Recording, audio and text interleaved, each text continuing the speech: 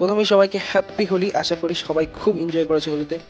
আমি সকাল সকাল উঠেই চলে এসেছিলাম জিমে, ওয়ার্কআউট করে তারপর পেটে গ্যাস বানানোর জন্য খেয়ে নিলাম লুচি আর আলুর তরকারি। তারপর বাড়িতে রং খেলা শুরু করলাম। এই যে দিদার সাথে ফার্স্টে রং খেলে নিলাম। দিদা তো যত কালারের আবির ছিল সব দিয়ে ফার্স্টে ভূত করে দিল, তারপর দিদাকে প্রণাম করলাম।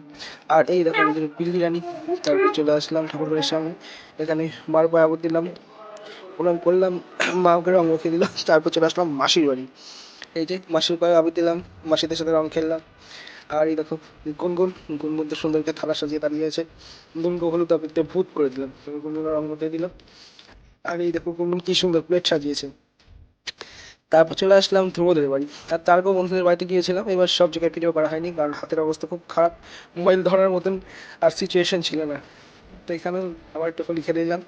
খেলে নিয়ে এবার যাবো জঙ্গলে। সে জঙ্গলে যাওয়ার আগে উৎসব নেমেছিল হিসু করতে। আর ওর দেখা দেখি বাকি সবাই নেমে বললো, এই শেয়ালের মতন অবস্থা, একজন যদি হুক্কা হওয়া করে বাকিদের তো করতেই হবে।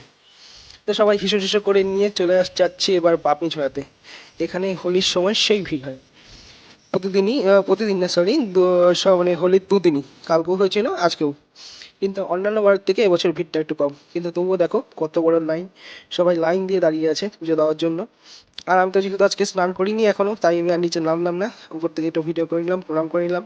আর এই যে আমার সব বন্ধুরা। আর যেই পাশে মন্দিরটা রয়েছে এটা তার উল্টো পাশ, দেখো কি সুন্দর।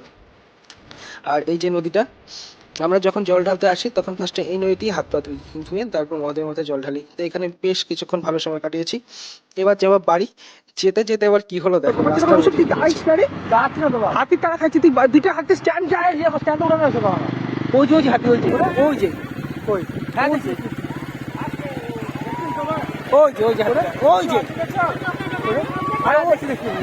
অল্প লাগাচ্ছে বেরো বেরো এক্ষুনি। দাঁতাল না, দাঁতাল দাঁতাল আরো আছে।